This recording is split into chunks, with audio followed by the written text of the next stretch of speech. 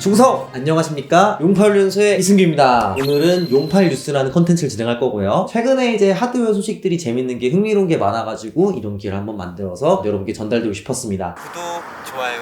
첫 번째로는 A320 칩셋이라는 거는 2017년, 2018년 정도에 나왔던 AMD의 가장 기초가 되는 칩셋입니다. 그리고 이 칩셋을 기반으로 한 메인보드들이 많이 출시가 됐었죠. 아수스에서는 320 프라임 나왔었고 기가바이트에서 나왔었고 여러가지 회사 다 나왔었는데 AMD에서 정책적으로 재작년쯤에 더 이상 마이크로 코드를 업데이트하지 않겠다 했어요. 마이크로 코드라고 하면은 메인보드가 CPU의 사전적인 정보를 인식하고 있어가지고 상위 CPU를 넣었을 때 인식할 수 있는 그런 정보 같은 건데 AMD에서는 그걸 통합해서 아게사라고 부릅니다. 그 아게사 버전의 업데이트를 더 이상 안 해주겠다라고 했었어요. 그래서 에즈락 같은 경우에는 지원하던 보드들도 갑자기 바이오스를 홈페이지 내려버리면서 더 이상 지원 안 하기로 했었고요. AMD의 약간 장자속 이런 게 좀 드러나는 부분이 있었는데 최근에 그 제한이 풀렸어요. 에즈락에서는 오히려 소식이 없고 뜬금없이 아수스와 기가바이트에서 그 제한이 풀렸습니다. 찾아보니까 분명히 5000번대 버미어 CPU가 있었는데 내려갔고 딱 르누아르까지만 업데이트 됐고요. 기가바이트에서는 그냥 남겨놨어요. 라이젠 9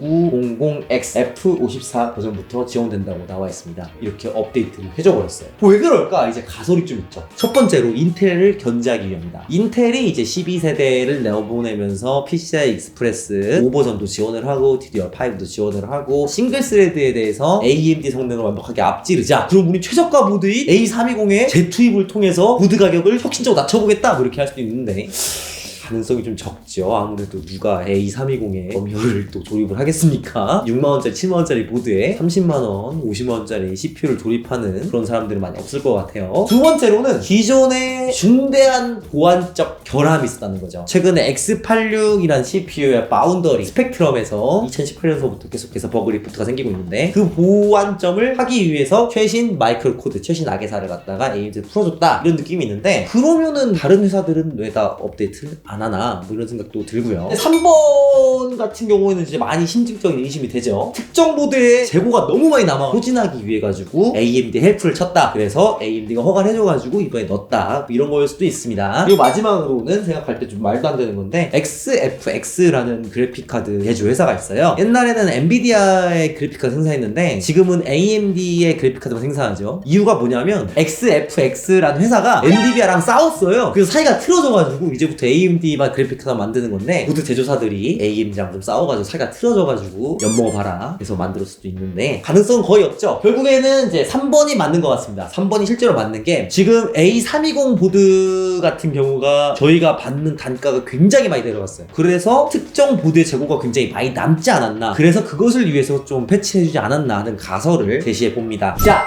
두 번째로 Z690 보드가 인텔 12세대와 함께 멋있게 딱 나왔어요. 근데 여러 가지 문제가 있는데 가장 첫 번째 문제로는 DDR4 메모리로도 성능이 나쁘지가 않다는 거예요. 플라이트 시뮬레이터를 갖다가 돌려본 거죠. 가장 낮은 해상도에서 높은 해상도 돌려가지고 가장 램 성능이 차이 많이 나게 이렇게 세팅했다는 건데요. DDR4 3200 CL14면은 좀 CL가 많이 줄인 세팅이죠. 그 세팅과 DDR5 4800 CL32 6을 비교했을 때 오히려 DDR4 3200이 더 성능이 좋았다는 겁니다. DDR5 갈 필요도 없네? 그래서 무슨 일이 발생했냐? 용산에서 이제 더는 12세대에 DDR4가 들어가는 아수스 보드를 구하기 어려웠어요. 아직까지 에즈락 보드는 좀 남아있는데 아수스 보드는 싹 다 품절이에요. 아예 구할 수가 없어. 어떻게든 무슨 수로 해서도 못 구해요. 지금 이 상황이 되면 어떻게 되겠어요? 다른 제조사가 만든 DDR4 보드도 곧 품절되겠죠? 그렇기 때문에 DDR4 시스템을 갖다가 팽역 12세대로 구축하실 분들이 계시다면 발빠르게 움직이시기를 바라겠습니다. 자,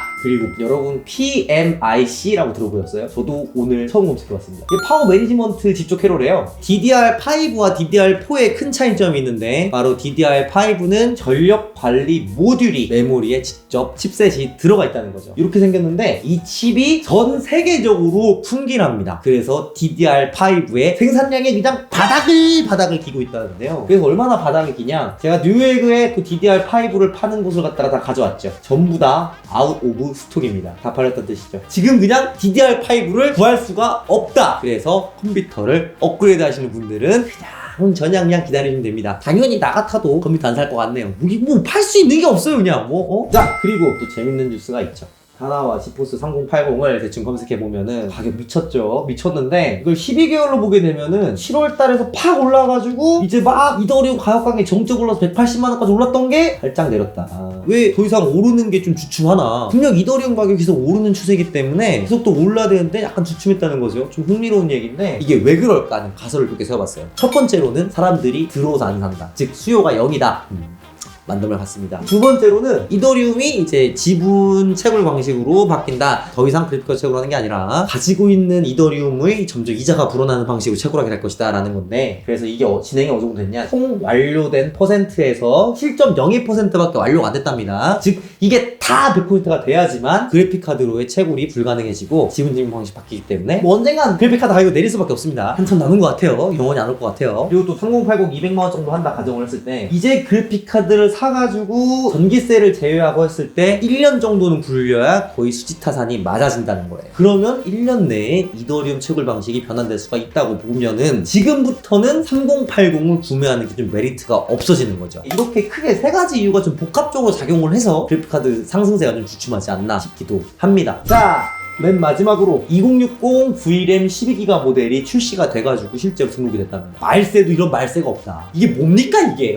2060 기존 라인업이 단종되고 2060 12기가 새로 생기니까 이게 좀 숨통을 틔워줄 거라 생각하나 봅니다. 엔비디아는. 좋아요와 구독 뿌잉. 여러분 혹시 주변에 인력을 모집하는 분이 계시면 제가 이렇게 보여도 힘도 세고 상하차도 해보고 건설 이동식도 해보고 경비 보는 것도 이런 거 잘하고요. 접시도 잘 닦을 수 있습니다. 좋아하십시오. 여러분 저 구독 수익이 한 달에 힘내겠습니다 여러분. 화이팅! 그리고 오늘도 옆에서 봐주신 분은 제가 애정하는 희밤님이십니다.